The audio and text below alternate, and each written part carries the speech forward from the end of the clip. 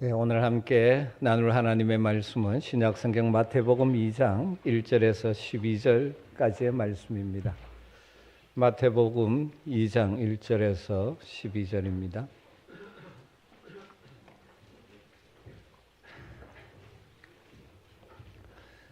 말씀을 한 절씩 교독하겠습니다. 헤롯 왕 때에 예수께서 유대 베들레헴에서 나심에 동방으로부터 박사들이 예루살렘에 이르러 말하되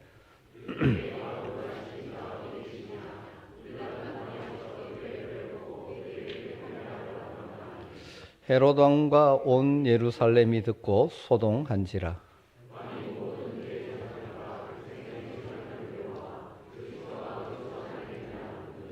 이르되 유대 베들레헴이오니 이는 선지자로 이렇게 기록된 바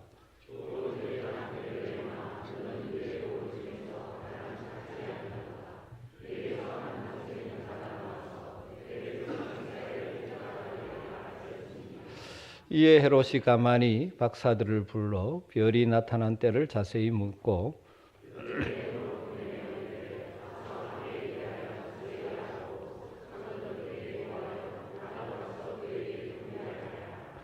박사들이 왕의 말을 듣고 갈새 동방에서 보던 그 별이 문득 앞서 인도하여 가다가 악이 있는 곳 위에 머물러 서 있는지라.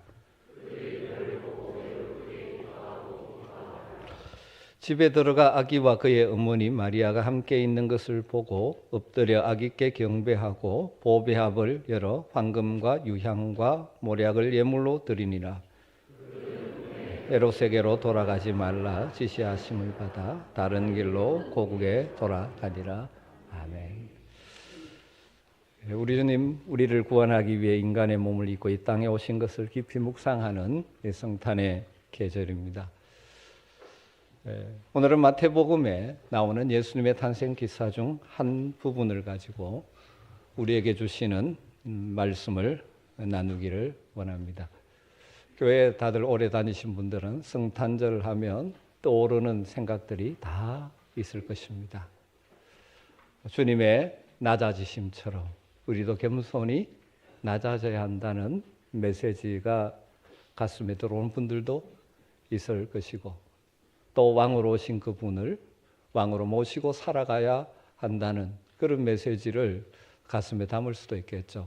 성탄절마다 또 성탄의 사건과 연결된 다양한 메시지들이 우리에게 주어지죠. 참 중요한 일입니다. 오늘은 마태복음의 말씀을 통해서 우리에게 주신 한 가지에 좀 초점을 맞추어 보려고 합니다. 그것은 별의 인도함을 받아서 예수님께 경배하러 온 동방박사의 사건을 통해서 우리에게 주시는 말씀을 좀 나누고 싶습니다. 먼저 서론적으로 이 마태복음은 1장과 2장에서 이 땅의 구원자로 오신 하나님의 아들 예수 그리스도의 탄생에 대한 기록이 나오고 있습니다. 그런데 마태는 특별히 이 복음서를 기록하면서 이 땅의 구원자로 오신 예수님을 소개하면서 아주 부각시키는 측면은 예수님이 바로 왕이시다 하는 것입니다. 그럼 마태복음 1장에 예수님의 족보가 나오지 않습니까? 예수님의 족보 가운데 굉장히 부각되는 부분이 무엇입니까? 다윗 왕의 계보를 따라 오셨다는 것을 보여주고 있죠. 다윗 왕의 후손으로 오신 진정한 왕이시다. 또 우리가 함께 읽은 2장에 동방에서 온 박사들이 아기 예수님에게 그분을 왕으로 드러내면서 경배하고 있죠. 동방 박사들이 예루살렘에 와서 헤롯 궁에서 던진 질문이 무엇입니까? 2절에 보면 유대인의 왕으로 나시니가 어디 계시냐? 유대인의 왕으로 나시니가 어디 계시냐? 우리가 동방에서 그의 별을 보고 그에게 경배하러 왔노라 그렇게 말합니다. 그리고 별의 인도를 따라서 아기 예수님께 간 그들이 왕에게 경배하듯이 경배하고 왕에게 드리는 예물인 황금과 유향과 몰약을 드림으로 그분이 왕이심을 드러낸 것이죠. 11절에 집에 들어가 아기와 그의 어머니 마리아가 함께 있는 것을 보고 엎드려 아기께 경배하고 보배합을 열어 황금과 유향과 몰약을 예물로 드리니라. 사랑하는 성도 여러분, 우리 주님은 우리의 진정한 왕이십니다. 세상의 왕처럼 그 권력으로 사람들을 자기의 뜻대로 다스리는 것이 아니라 진정으로 우리에게 평화를 주시는 왕이십니다. 우리를 메고 있는 죄의 올무로부터 우리를 자유케 하시고 과거에 우리를 다스리던 사탄의 권세에서부터 우리를 건지셔서 하나님이 다스리는 빛의 나라, 하나님의 나라로 옮겨주신 우리의 왕이십니다. 그리고 우리 주님은 여전히 우리를 다스리시기를 원하십니다. 진정한 왕이신 주님의 다스림을 받는 것이 바로 구원받은 하나님의 백성들의 삶이고, 그렇게 살아갈 때 우리의 심령 가운데, 우리의 삶 가운데 하나님의 나라가 임하게 되는 줄로 믿습니다.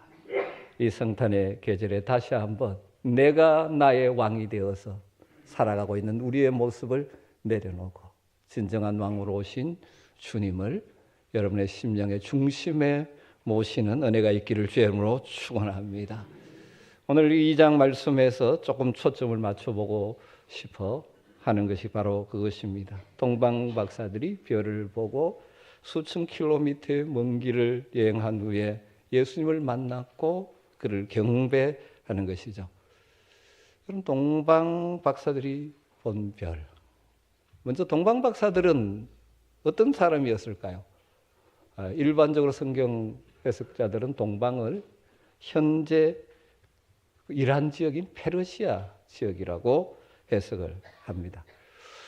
과거의 페르시아 지역이었던 현재 이란의 북부 쪽에 우르미아라는 도시에 가보면 동방박사 무덤교회라는 유적이 남아 있습니다.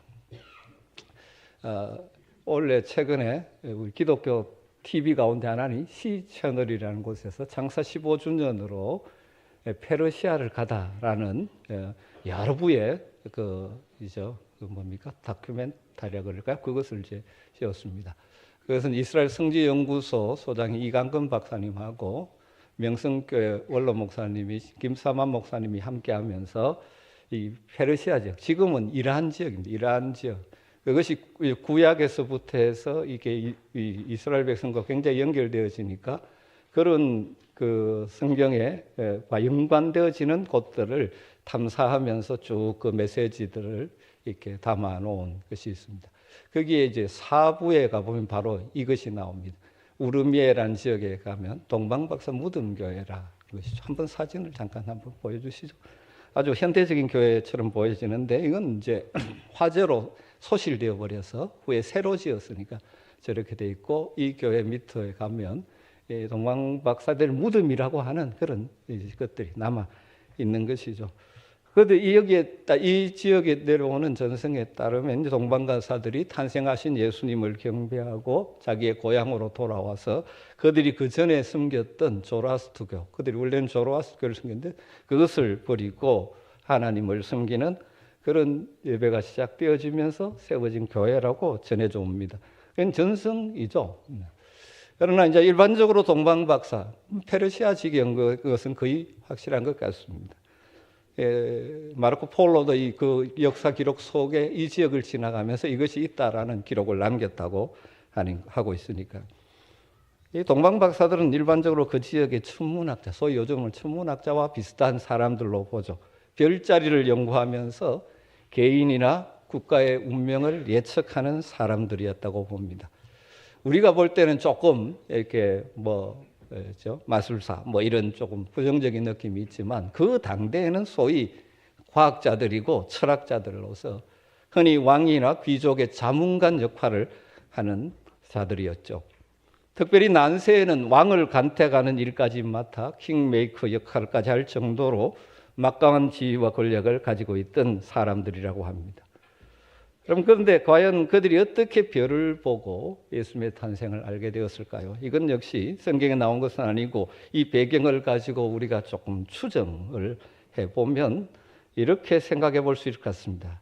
그들은 이미 사실 구약을 꽤 알고 있는 사람들, 구약의 메시아 예언을 일부 들어서 알고 있는 사람이라고 짐작이 됩니다. 왜 그러냐면 유대인들이 이 바벨론 이스라엘은 아시리아 포로로 끌려간 지역이 바로 그 지역이고 유다가 바벨론 포로로 끌려간 지역도 그 지역입니다. 그래서 거기에 간 유대인들이 거기에서 계속 여호와 하나님을 섬기는 삶을 나름대로 살고 있었죠. 그런데 포로 귀환에 돌아온 숫자가 사실은 그렇게 많지 않습니다. 여전히 그들이 그곳에서 살고 있는 것이죠. 그렇기 때문에 그 주변에 이미 이 유대인들의 여호와 종교, 구약의 종교들을 그들은 꽤 익숙해 있었죠. 특별히 다니엘서 2장 48절을 보면 다니엘은 바벨론 박사들의 어른이었다고 되어 있습니다. 소위 말하는 이런 사람들이죠. 이런 사람들의 우두머리 역할을 다니엘이 했었던 것이죠. 그래서 다니엘과 같은 사람을 통해서 소위 박사들, 그 당시의 식자층들이 다니엘을 통하여 다니엘 섬기는 하나님을 그들이 듣고 알게 되어졌었고 그들의 말, 예언들도 전해져 왔음이 틀림이 없다고 보여집니다. 그렇게 보면 그들은 유대인들이 가지고 있던 유대 메시지, 그 말씀의 전성들을 꽤 알고 있었을 수도 있죠. 그 가운데 민수기 24장 17절의 예언도 혹시나 그들에게 알려져 있었을지 않았을까 그런 추정도 해보죠. 그 내용은 이것입니다. 한 별이 언젠가 떠오를 것이다. 한 별이 야곱에게서 나오며 한 규가 이스라엘에게서 일어나서 모압을 이쪽에서 저쪽으로 쳐서 무찌르고 또 셋의 자식들을 다 멸하리라. 때가 되면 한 별, 또 규라고 하는 것은 왕이라는 것이죠. 별이 떠오르고 그 별을 통해서 이제 왕에 상징되어지면서 주변 이방인들을 다 멸하시는 날이 올 것이다. 그런 예언이죠. 이 예언의 말씀을 혹시 알고 있다면 이들은 아마 별자리를 보다가 특별한 별을 보면서 혹시 그 별은 아닌가. 특별히 하나님께서 그들로 하여금 떠나게 하신 것은 하나님 그들에게 강력한 강권적인 계시의 역사가 있었던 것으로 보여지죠. 그래서 이들은 그 별을 따라 왕이 나셨다는 사실을 생각하면서 떠나오게 되는 것입니다. 민수기 24장 17절에 나오는 야곱의 별이 누구인가에 대해서 이스라엘 사람, 유대인들은 그것을 다윗왕으로 보죠. 왜냐하면 사무엘하에 보면 다윗이 말처럼 주변에 모압을 치고 다 해서 그들이 다윗의 종이 되어 종을 바치게 했으니까 이 말씀이 다윗을 통해서 이루어졌다. 그래서 다윗의 별이라고 그들은 해석하죠. 그래서 지금도 현대 이스라엘의 국기를 보면 그 중앙에 뭐가 있습니까? 다윗의 별이 있죠. 딱 나와야죠. 예.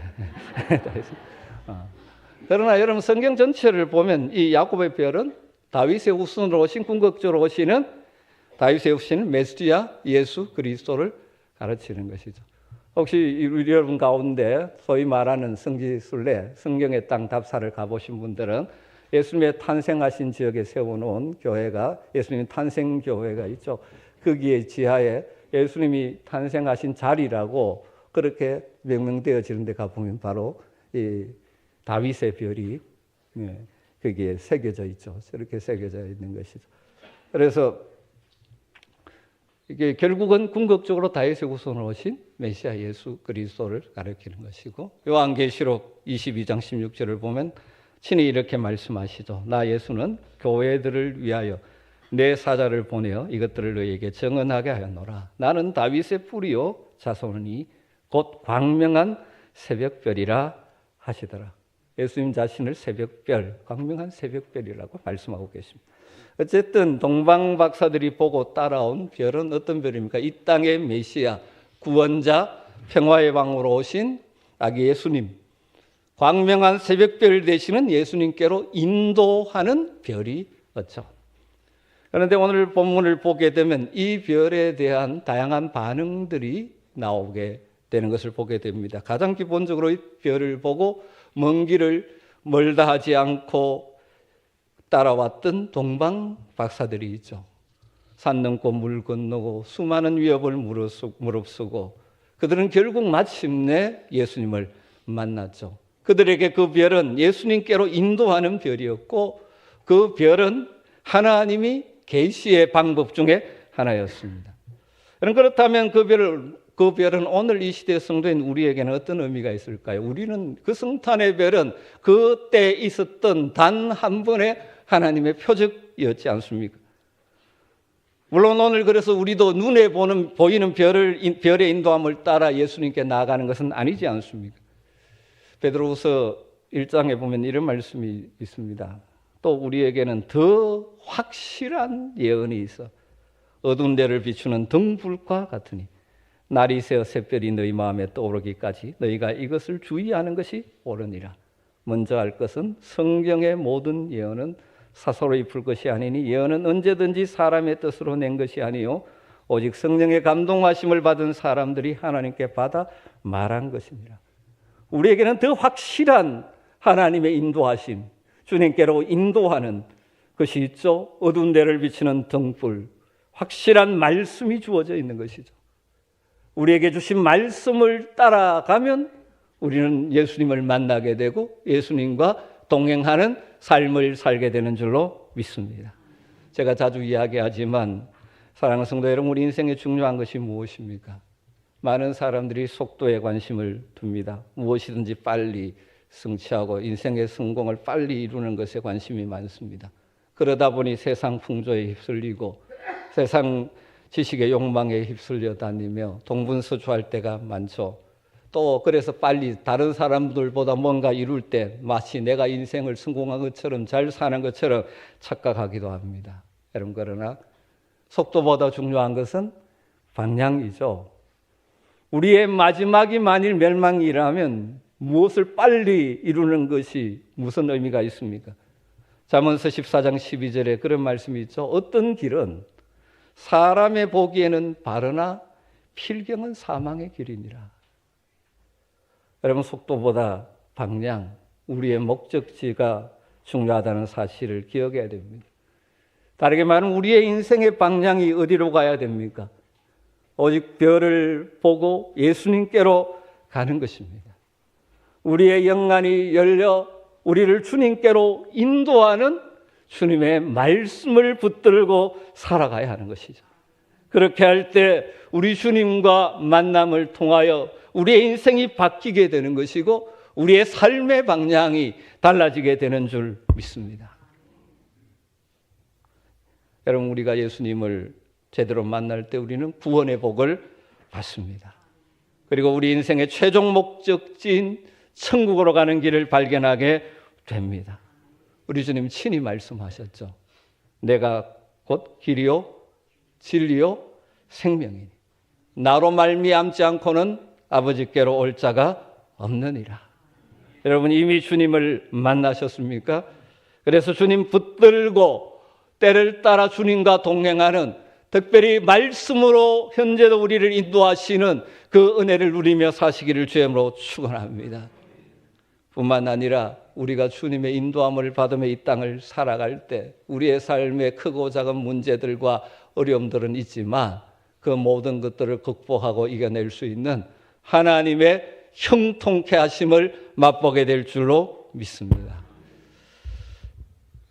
땅콩 박사라고 불려지는 미국의 조지 워싱턴 카버라는 사람의 일화 가운데 이런 일화가 있습니다. 그는 당대 최고의 흑인 농학자였다고 합니다. 미국의 남부 지역이 과거에는 면화를 많이 재배했던 지역이지 않습니까? 그런데 이게 이제 문제가 있죠. 왜냐하면 면화가 땅 속의 질소를 파괴해서 토지를 황폐화시키는 것이죠. 그러다 보니까 이게 수확이 계속 떨어지는 그런 일들. 그런데 이제 이분이 연구를 하면서 땅콩은 질소 없이 잘 자라기 때문에 땅을 황폐화시키지 않는다는 사실을 발견하고 이분이 적극적으로 땅콩 농사를 지으라고 권유하게 되어지고, 그래서 많은 사람들이 이제 바꾸어서 땅콩 농사를 지었다고 합니다. 토지도 회복되어지고 농사가 굉장히 풍년이 되었습니다. 많은 수확을 거두었습니다. 그런데 이제 아주 큰 문제가 생겼죠. 땅콩이 과잉 생산되니까 이게 값이 떨어지면서 농사 지은 사람들이 다 망할 위기에 처한 것이죠. 자신의 권유로 했는데 이런 결과가 오니까 이 카버 박사가 심각한 고민에 빠져가지고 주님께 기도를 했다고 합니다. 주님, 왜 내게 이것을 발견하게 하시고 왜 사람들에게 땅콩을 심게 하고 왜 내게 이렇게 하셔서 이렇게 되게 되었습니까? 몸부림치면서 얼마나 부담이 크겠으면 눈물로 기도하는 가운데 주님께서 그 마음에 이런 감동을 주셨다고 합니다. 땅콩 한 줌을 가지고 실험실로 들어가라. 내가 알려주겠다. 그래서 이제 그 땅콩을 가지고 실험실에 들어가서 이것저것 하면서 이분이 수많은 식품과 제품을 개발하게 됐다고 그럽니다. 여러분 요즘 먹는 땅콩 버터부터 해가지고 크림, 땅콩으로 식용유, 그래서 무려 105가지 식품, 200가지의 실용 제품을 만들어서 그 위기를 극복하게 되었다는 일화가 있습니다. 여러분 그분이 하나님을 의지하면서 늘 하나님의 인도하심을 사모하면서 그 길을 가는 가운데 이분에게는 하나님께서 이런 역사를 통하여 하나님의 살아계심을 보여주셨던 것이죠. 사랑하는 성도 여러분, 우리의 상황은 다 다릅니다. 그러나 우리 주님 만나고 주님 의지하고 늘 주님께 물으며 인도함을 받고 살아가면 여러 가지 우리 삶의 여러 가지 어려움은 존재하겠지만 그것들을 능히 뛰어넘을 수 있는 길을 우리에게 열어주실 줄로 믿습니다. 기도와 말씀으로 주님의 인도하심을 받으며 살아갈 때 우리는 궁극적으로 승리하며 우리의 마지막은 영원한 천국이 될 줄로 믿습니다. 동방 박사들은 별을 보고 따라갔지만 많은 사람들도 별이 있었지만 보지 않은 사람들이, 별을 보지 못한 사람들이 많죠. 지역이 달라서도 그럴 수 있겠지만 어떻게 보면 그 하늘의 별은 보지 못한다 할지라도 그 별과 동일한 역할을 하는 유대인들에게는 뭐가 있습니까? 성경이 있었음에도 불구하고 유대인들이나 헤롯 왕이나 또 특히 그 당시에 소위 구약 율법에 정통했다고 하는 서기관들과 대제사장들조차도 구약에 예언된 메시아의 탄생을 알아보지 못했었죠. 동방에서 온 박사들이 예루살렘에 와서 유대인의 왕으로 오신 분이 어디 계시냐고 물었을 때 이들은 당황하고 소동을 했죠. 특별히 헤롯 왕은 이 말을 듣고 결국 어떻게 합니까? 태어난 아기 예수 그리스도를 죽이려고 했지 않습니까? 헤롯이 왜 그랬을까요? 충분히 그 헤롯의 상황을 보면 우리는 생각해낼 수 있습니다. 왜냐하면 자신의 권력에 대한 위협을 느낀 것이죠. 헤롯은 정통 유대인이 아닙니다. 이두메인, 에돔인의 후손입니다. 그러다 보니까 유대인의 왕이 되어 있지만 정통 왕권을 가진 것은 아니죠. 그 당시를 지배하던 로마 정부의 소위 아첨해서 잘 보여서 얻은 정권입니다. 그러니까 늘 불안과 두려움이 그에게는 있는 것이죠. 유대인들이 혹시 폭동을 일으키는 것은 아닌가? 또 로마로부터 팽당하는 것은 아닌가? 심지어 그래서 자기의 자녀들까지도 죽여버릴 정도로 포악한 왕이 되어지죠. 왜냐하면 권력욕에. 그가 유대인으로 왕이 나셨다고 할 때 그는 가만히 있을 수가 없죠. 그래서 그때 서기관들과 대제사장들에게 자문을 요청하지 않습니까? 그러니까 대제사장과 서기관들은 미가서 5장 2절의 예언의 말씀을 근거로 해서 유대인의 왕 메시아는 베들레헴에서 탄생하신다는 사실을 말해줍니다. 그렇지만 누구도 적극적으로 예수님을 찾아가고 경배하거나 예수님 앞에 간 사람은 없죠. 헤롯 왕은 왕으로 나신 아기 예수님을 오히려 죽이려 하죠. 왜? 자기의 왕권을 지키려는 욕심이. 진정한 왕이신 그분을 거부하고 대적하게 만드는 것이죠. 어쩌면 오늘날도 우리 속에 이런 내가 왕이 되려고 하는 자들은 진정한 왕이신 주님을 늘 마음밖에 두려고 할 수가 있죠. 또 대제사장과 서기관들, 그들은 메시아가 어디에서 날 것인지까지 정확하게 맞춥니다. 그러나 전혀 관심이 없습니다. 왜 그럴까요? 그들은 하나님을 잘 숨긴다고 하는 자들이지만 실제로 그들은 하나님의 이름을 이용해서 자신의 안위와 풍요를 즐기는 종교인으로 전락해버렸기 때문이죠. 그러기에 이 땅의 구원자로 오신 예수님, 진정한 왕이신 그분, 인간의 몸을 입고 오셔서 하나님 나라의 구원을 주실 분, 그분에 대하여 관심이 없는 것입니다. 저는 목사님이 이 본문을 가지고 설교하면서 이런 표현을 썼습니다. 별을 보지 못하면 별 볼 일 없는 인생이 된다. 정말 인생의 진정한 왕이 되신 주님을 보지 못하는 인생은 별 볼 일 없는 인생이 되는 것입니다. 별을 봐야 별 볼 일 있는 인생이 되는 것이죠. 사랑하는 성도 여러분, 왕 중의 왕이요 별 중에 별이신 우리 주님을 늘 바라보며 사시기를 주님으로 축복합니다. 여러분 마음속에 혹시 다른 것들로 채워 있어서 우리에게 오신 주님을 자꾸 밀어내고 있지는 않으신지, 그분이 진정 나의 마음의 주인이 되시고 왕이 되시도록 내어드리고 있으신지요. 동방박사들도 중간에 아마 잠시 별을 놓친 것 같습니다. 왜 그랬을까요? 별은 밤에만 보이니까 그랬을 수도 있겠지만 그들이 생각하는 일방적인 상식을 따르다 보니까 별을 놓친 것 아닌가, 그런 생각을 충분히 할 수 있는 것 같습니다.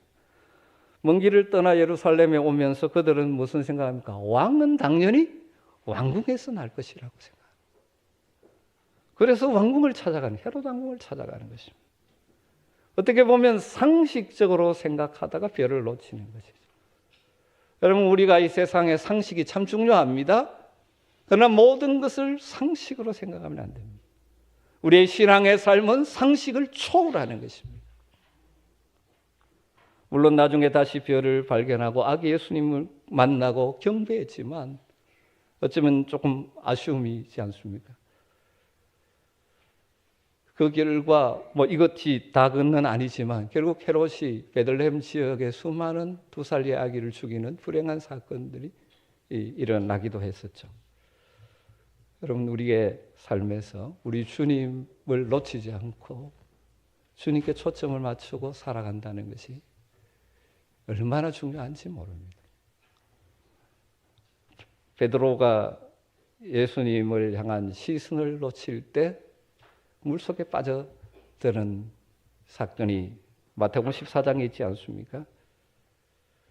어두운 밤 광풍이 불어 애쓰고 있는 제자들에게 예수님께서 바다 위를 걸어오셨죠. 처음에는 그분이 유령인 줄로 생각하고 놀랐지만 예수님인 줄 알아본 베드로가 어떻게 말합니까? 나도 그럴 수 있겠다고. 예수님 오라고 말씀하셨습니다. 순종하며 예수님께 초점을 맞추고 걸어갈 때 그는 바다 위를 걸었었죠. 그런데 출렁이는 바다 물결을 보고 두려운 마음이 생기고 시선이 바뀌어버리죠. 결국 빠졌고 주님께서 건져주셨죠. 그러면서 우리 주님 이렇게 책망하셨습니다. 믿음이 작은 자여 왜 의심하느냐.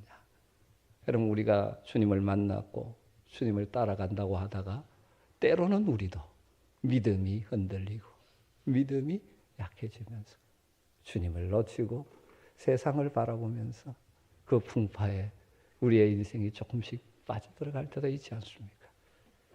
여러분, 그렇기 때문에 우리는 우리를 진정으로 인도하신 별이신 주님을 향한 영적인 시선을 고정시키며 살아가야 할 줄로 믿습니다. 그래서 히브리서 기자는 히브리서 12장 2절에서 믿음의 주요 또한 온전케 하시는 이 우리의 믿음을 완성하시는 분이시 믿음의 시작자요 믿음의 완성자가 되시는 예수님을 바라보자. 여기 바라보라는 말은 뚫어지게 응시하다, 시선을 고정시키다, 그런 뜻입니다. 여러분, 우리가 이 광야 같은 세상을 살아갈 때 우리의 시선이 주님께 고정되어 있는 자들은 인생의 풍랑 가운데서도 넉넉히 걸어나가고 이겨낼 수 있는 줄로 믿습니다. 우리가 살아가다 보면 우리를 두렵게 하는 것들이 얼마나 많습니까? 우리를 유혹하는 것도 많습니다. 우리의 마음을 흔들어 놓는 것도 많죠. 여러분, 그럴 때일수록 우리의 시선을 주님께 고정시키고 주님의 인도함을 따라 살아간다면 우리의 가는 길에 우리 주님 친히 동행해 주실 줄 믿습니다. 사랑하는 성도 여러분, 오늘날 이 동방박사들이 본 성탄의 별은 더 이상 없습니다. 그것은 아기 예수 탄생을 알려주기 위한 단 한 번에 보여주신 표적입니다. 그러나 그와 같은 아니 그것보다 더 좋은 것을 우리에게 주셨죠. 그것이 무엇을 통하여 우리를 주님께로 그리고 주님과 함께 걸어가게 하십니까? 하나님의 말씀, 성경 말씀과 우리 안에 계시는 성령님을 통하여 오늘도 우리 가운데 역사하시는 줄 믿습니다. 그래서 우리는 성령의 감동으로 기록된 말씀을 통하여 늘 우리 주님을 만날 수가 있는 줄로 믿습니다. 그리고 주님을 따라 인생의 여정을 걸어갈 수 있는 줄로 믿습니다. 2024년 성탄절을 맞이하면서 이 땅에 나를 위해 오신 주님을 깊이 생각하면서 다시 한번 우리의 마음속에 내 영적인 시선을 주님께 고정시키고 날마다 성령의 감동 속에 말씀을 통해 주님을 만나고 주님의 인도함을 받는 복된 삶을 살기로 결단하는 은혜가 있기를 주의 이름으로 축원합니다. 기도하겠습니다. 하나님 감사합니다. 성탄의 계절에 다시 한번 성탄의 사건을 묵상하며 우리에게 주시는 주의 음성을 듣습니다. 우리가 사는 세상은 우리의 시선을 흐트러뜨리고 우리로 하여금 곁길로 빠지게 만드는 일들이 많지만 우리의 영적인 시선을 주님께 고정시키고 주님의 인도함을 따라 주님과 동행하는 복을 누리는 복된 성도들 다 되게 하여 주시옵소서. 날마다 말씀과 성령으로 주의 인도함을 받음으로 우리의 삶의 현장에 만나는 모든 문제들을 넉넉히 이기고 주님 나라의 임함을 이루게 되는 복이 우리 모든 성도들에게 있게 하여 주시옵소서. 예수님의 이름으로 기도드리옵나이다. 아멘.